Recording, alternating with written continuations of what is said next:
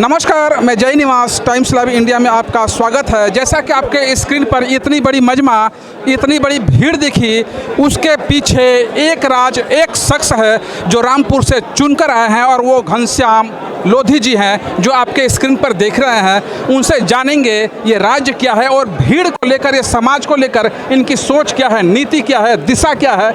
इसी सिलसिले में इनसे बात करेंगे। सबसे पहले अपना परिचय देंगे सर आप। देखिए, मैं घनश्याम सिंह लोधी लोकसभा 7 रामपुर से जीत के आया हूँ चुनाव। भारतीय जनता पार्टी का एक छोटा सा सिपाही हूँ और पार्टी ने मुझ पे छोटे से सिपाही पे विश्वास जताया है और पार्टी के सब लोगों ने मेहनत कर ये वहाँ की जनता ने मुझे लोकसभा चुनाव जिताकर भेजा है। उसी के संबंध में एक छोटी सी ये पार्टी हमारे समाज के लोगों ने रखी है, तो उस समाज के लोगों को भी मैं धन्यवाद देना चाहूँगा क्योंकि इतना सम्मान मुझे आज दिया है, तो उनका एक ऋणी हूँ मैं। आप लोधी समाज से हैं, तो समाज की दिशा क्या होनी चाहिए? अब तक जो था नहीं था, लेकिन आप एज ए MP गए हैं, तो समाज की दिशा क्या तय होनी चाहिए?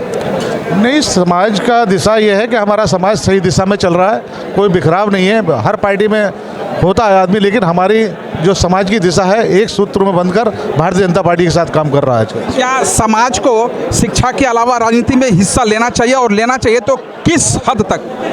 नहीं, कोई भी समाज हो, चाहे हमारा समाज हो दूसरा समाज, राजनीति में बढ़ चढ़ के हिस्सा लेना चाहिए क्योंकि राजनीति लोकतंत्र जो है सबके लिए है और जब तक लोकतंत्र में हिस्सा नहीं लोगे तो पिछड़ते चले जाओगे। इसलिए हर समाज को बढ़ चढ़ के हिस्सा लेना चाहिए। खासकर मैं अपने लोधी समाज को कहना चाहूँगा क्योंकि जो लोकतंत्र है इसमें बढ़ चढ़ के हिस्सा ले, ज़्यादा से ज़्यादा भागीदारी करे और टिकट ले।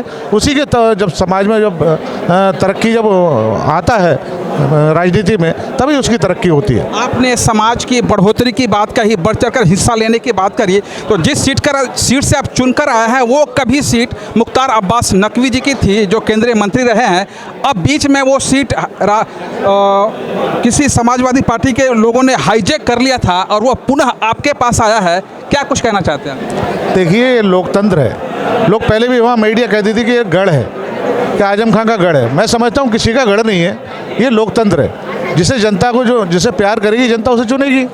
तो जनता ने देख लिया था कि वहाँ पर जो 10-15 सालों से जो होता रहा है रामपुर के अंदर, एक भय की राजनीति, एक भय का माहौल है ना, उसे जनता ने नकार दिया है और प्रेम के साथ सब लोगों ने, हिंदू या मुसलमान, सब ने मिलकर भारतीय जनता पार्टी का कमल खिलाने का वहाँ पर काम किया है और भारी मतों से जिताकर मुझे भेजा है। अंत में यह पूछना चाहूँगा कि आप वहाँ से जीतकर आए हैं, लेकिन आधा कार्यकाल निकल चुका है, अब केवल 2 वर्ष बचा है और 24 में पूरा एक टारगेट है। इस बीच पुनः आप क्षेत्र में जाएंगे और जाएंगे तो क्या क्या मुद्दा आपके सामने होगा?